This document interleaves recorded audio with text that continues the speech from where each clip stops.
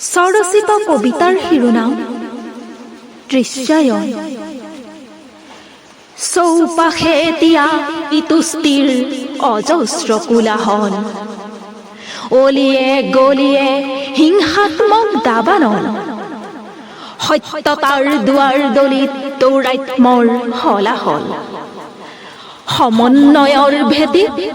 অবাঞ্ছিত বিভেদৰ ফচল, দুমোজা তল বল মোৰ দেহ মন, মানুহেই মানুহক দেখি পিন্ধিছে ঘৃণাৰ বসন, পোহৰ সন্ধানীয়ে অনায়াসে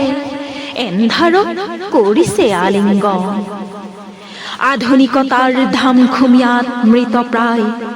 মানৱতাৰ গুঞ্জন, ক্ষোভৰ জুয়ে দহিছে মোৰ বুকুখন, ক্ষমতালোভৰ যুঁজত নৈতিকতাৰ স্খলন, স্বাৰ্থপৰতাৰ ভৰত জহিছে খহিছে স্নেহৰ বন্ধন, ৰমনাভিলাষত বিধ্বস্ত বহু নাৰীৰ জীৱন।